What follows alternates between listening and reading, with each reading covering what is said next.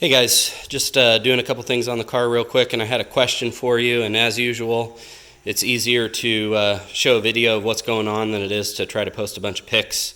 So a couple things real quick. I just built some cradles to hold the suspension up so that I can get up underneath the car and get some measurements while the car is under in its normal position. So I built those. Those were pretty easy, just 1x3s from Home Depot, 16x16, and it's kind of fun getting it up there, but it seems to work pretty well. I can get all the correct measurements underneath the car.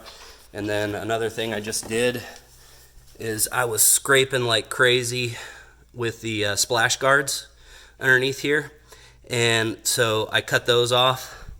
And there was like a tray here as well too that I took out.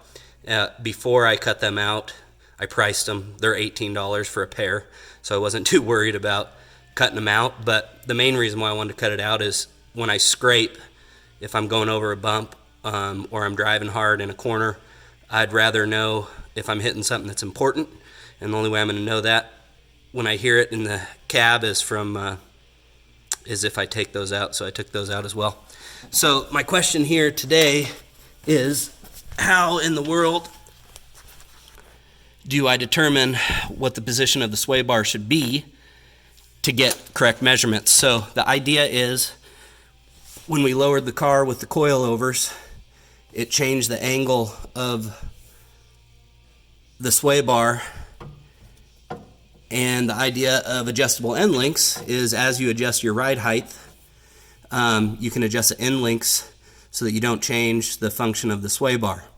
So it's not preloaded. Now you have to pop off both ends so the sway bar is completely free, as you guys can see there. The problem is I was expecting these end links to be under some sort of pressure, but they're actually, what they've ended up doing is, instead of the sway bar being under pressure, per the length of the end link, it just shifted the sway bar down. And so my question is, what angle should this sway bar be sitting at in order that I get measurements for my new end links? As you can see here, on the sway bar, it's scraped because it was sitting out too low and I hit something with it. So that's obviously, I know it's not where it needs to be, but how far up do I go in here? Do I go all the way in here? I mean, it fits perfectly right in there like it's supposed to be there. And so am I that far off? Do I measure from here? And I mean, I could go crazy with this thing. You know, I could make it stick out. I could shove it way up in there. What is the correct position of the sway bar at normal resting, ride height?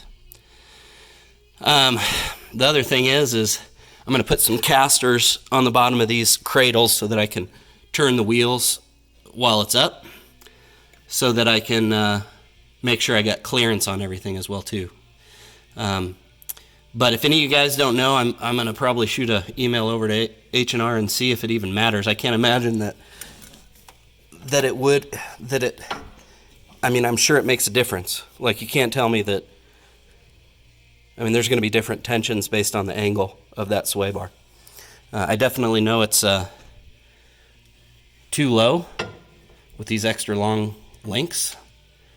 The other idea, I guess, would be is that if I lowered the car 2 inches, does that mean I should just take 2 inches off my end links and call it good?